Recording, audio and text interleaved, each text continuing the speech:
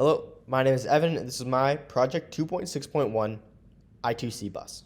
The I2C Bus, or the Inter-Integrated Circuit Bus, developed by NXP Semiconductors, is a widely utilized serial communication tool that uses a two-wire bus for data exchange between different electronic components.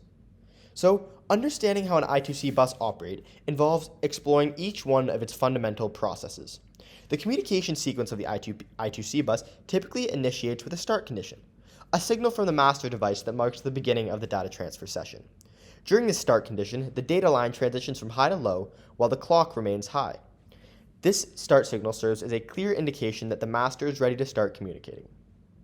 Once the start condition has been established, the master device proceeds to address a specific device on the bus or a slave device.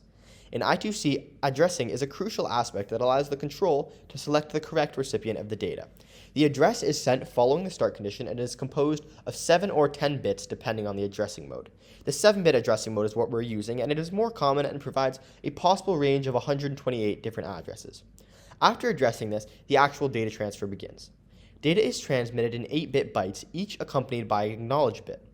The acknowledge bit is crucial as it allows the receiver, whether the master or the slave, to confirm the successful reception of the data.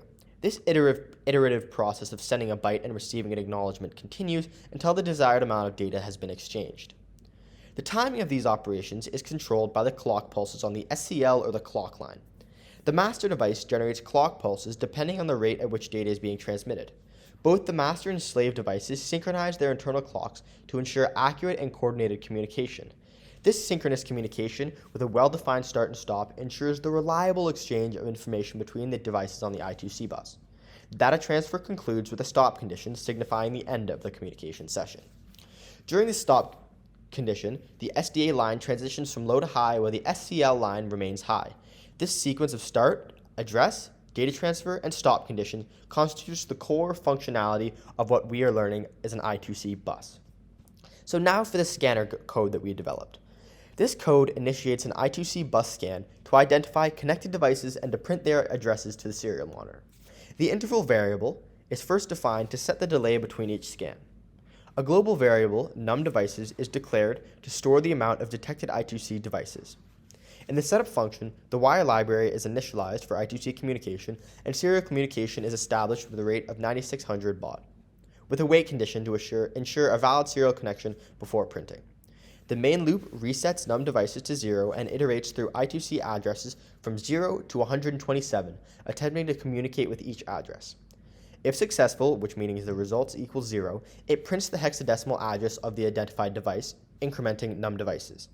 The total number of devices found is then printed, and the loop delays for the defined interval before the next scan. This code provides a very simple yet highly effective way to identify and monitor I2C devices in an electronic system using libraries. So this was my Project 2.6.1 I2C devices. Thank you for listening, and I hope you learned something.